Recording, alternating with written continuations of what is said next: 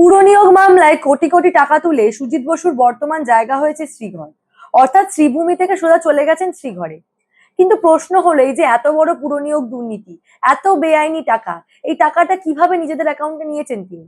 একেবারে চাঞ্চল্যকর তথ্য ইডি রিপোর্টে জানা যাচ্ছে।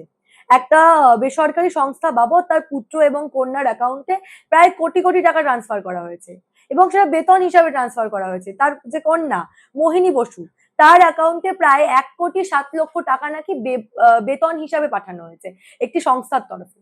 ভাবুন তো, একটা সংস্থা মোহিনী বসুকে 1,07,00,000 টাকা নাকি বেতন দিচ্ছে। যদিও সেই বেতনটা মানে মাসিক ভাবে দিচ্ছে নাকি এককালীন দিয়েছে, সেই বিষয়ে কোনো তথ্য ইডি রিপোর্টে পরিষ্কার লেখা নেই।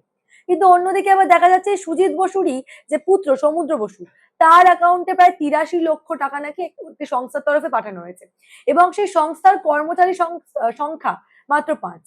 মানে ভাবুন, যে সংস্থার কর্মচারী মাত্র 5 জন, তারা নাকি একটা মানুষকে 83 লক্ষ টাকা বেতন দিচ্ছে, এবং এই বেতনের নাম করে তার পুত্র এবং কন্যার অ্যাকাউন্টে এইভাবেই কিন্তু কোটি কোটি টাকা বেআইনি টাকা এইভাবে ট্রান্সফার করে দেওয়া হয়েছে। ইতিমধ্যেই কিন্তু ইডির রিপোর্ট থেকে এই চাঞ্চল্যকর তথ্যই উঠে আসছে। তদন্তকারী সংস্থা ইতিমধ্যে দাবি করছেন যে এই যে সুজিত বসুর পুত্র সমুদ্র বসু নিজস্ব রেস্তোরাঁ থাকলেও তিনি একটি সংস্থায় চাকরি করতেন, এবং সেখান থেকে যে বিষয়টা উঠে আসছে একেবারে অবাক করার মতো বিষয়। এই সমুদ্র বসু যে কাজটা করতেন, ওই অর্থাৎ সেই সংস্থার বিভিন্ন গাড়ির রোড পারমিট এবং দুর্ঘটনা থেকে বা দুর্ঘটনা ঘটলে সেই গাড়িগুলোকে বের করা, এই কাজটাই কিন্তু করতেন সমুদ্র বসু। অথচ অবাক করার বিষয়, তার যে সিভি, অর্থাৎ এই সংস্থায় জয়েন করার সময় তার যে সিভি, সেখানে তার ডেজিগনেশন লেখা রয়েছে অভিনেতা। অর্থাৎ তিনি কোন ভিত্তিতে চাকরি পেলেন এবং ঠিক কোন কাজটা করতেন, এই নিয়ে কিন্তু আপাতত ইডির সন্দেহ রয়েছে। এবং এই যে অ্যাকাউন্টে বেআইনি ভাবে এত কোটি কোটি টাকা যে উঠছে, এই মোহিনী বসু বলুন বা সমুদ্র বসু বলুন, সেই নিয়েও কিন্তু ইডি একেবারে পরিষ্কার রিপোর্ট দিয়েছে।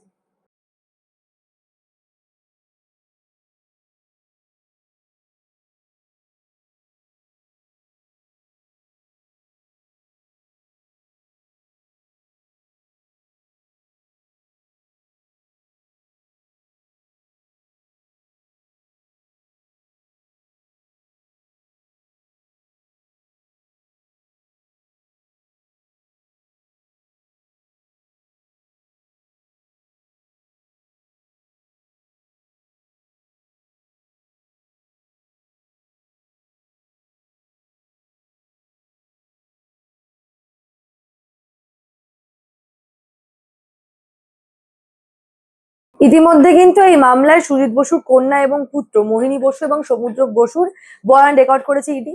অন্যদিকে যে কোম্পানি থেকে প্রচুর পরিমাণ, অর্থাৎ বিশাল পরিমাণ টাকা এই মোহিনী বসুর অ্যাকাউন্টে পাঠানো হয়েছে, সেই কোম্পানির মাত্র 5 জন এমপ্লয় রয়েছে, 5 জন কর্মচারী নিয়ে নাকি কোম্পানি চলছে, এবং সেই কোম্পানি নাকি এত পরিমাণ টাকা দিতে পারছে, প্রায় 1,07,00,000 টাকা। অন্যদিকে মোহিনী বসু নাকি কোম্পানির সেলস এবং ডিজিটাল ম্যানেজিং ইত্যাদি কিন্তু ডিজিটাল ম্যানেজমেন্ট, সেলস ইত্যাদি দেখতেন তিনি বলে এখনো পর্যন্ত জানাচ্ছে তদন্তকারী সংস্থা। অন্যদিকে এই দুটো কোম্পানি, অর্থাৎ সমুদ্র বসুর অ্যাকাউন্টে যে কোম্পানি থেকে টাকা ঢুকেছে এবং মোহিনী বসুর অ্যাকাউন্টে যে কোম্পানি থেকে টাকা ঢুকেছে, সেই দুটো কোম্পানির যে মালিক, সে তাদের দুজনকেও কিন্তু ইতিমধ্যে জিজ্ঞাসাবাদ করা হয়েছে, তাদেরও কিন্তু বয়ান ইতিমধ্যে রেকর্ড করা হয়েছে, এমনটাই কিন্তু ইডি সূত্রের খবর। দেশের সংবিধানের প্রতি, কোর্টের প্রতি পূর্ণ আস্থা আছে আমাদের, এবং সারা জীবন থাকবে। ভারতবর্ষের নাগরিক আমরা, এবং কোর্টের দিকেই ন্যায় বিচারের জন্য আমরা তাকিয়ে আছি। আপনারা জানেন, Arvind Kejriwal sitting chief minister ছিল, ঝাড়খণ্ডের Hemant Soren sitting chief minister ছিল, তাদেরকেও রেহাই করা হয়নি। সুতরাং ভারতবর্ষে বিরোধী রাজনীতি করতে গেলে এখন সবাইকে এটা ভুগতে হবে। আপনি ভালো করে জানেন, আমি বলার কি? চার্জশিট যখন সিবিআই তার ফাইনাল চার্জশিট দিয়ে দেয়, তারপরে প্রেডিকেট অফেন্স তার এগেন্সে যখন নেই, তাকে যখন সাক্ষী হিসেবে ডেকে অ্যারেস্ট করা হয়, উত্তরটা আপনি দিন না। আমরা তো সব ভারতবর্ষের ডেমোক্রেটিক দেশের একটা নাগরিক। সেম কেসে আরেকজন ছিল, তিনি আজকে অন্য দলে গিয়ে তিনি আজকে এমএলএ হয়েছেন। সুজিত বসুর এগেন্স্টে যে অভিযোগটা এনেছিল, আরেকজন ছিলেন, তৃণমূলেই ছিলেন, তাপস রায়, তিনি আজকে অন্য দলে গিয়ে এমএলএ হয়েছেন। কি ভয়ঙ্কর বিষয় ভাবুন তো, একটা কোম্পানিতে মাত্র 5 জন কর্মচারী রয়েছে, কিন্তু সেই কোম্পানি থেকে এত এত কোটি কোটি টাকা, 1,07,00,000 টাকা নাকি একজনকে মাসিক বেতন হিসাবে পাঠিয়ে দেওয়া হচ্ছে। অন্যদিকে আরেক কোম্পানি, তারাও কিন্তু মানে নিচ্ছেন অভিনেতাকে, কিন্তু কাজ করাচ্ছেন অন্য, এবং তাকে নাকি 83 লক্ষ টাকা পাঠাচ্ছেন বেতন হিসাবে। সত্যি খুব চমৎকার বিষয়।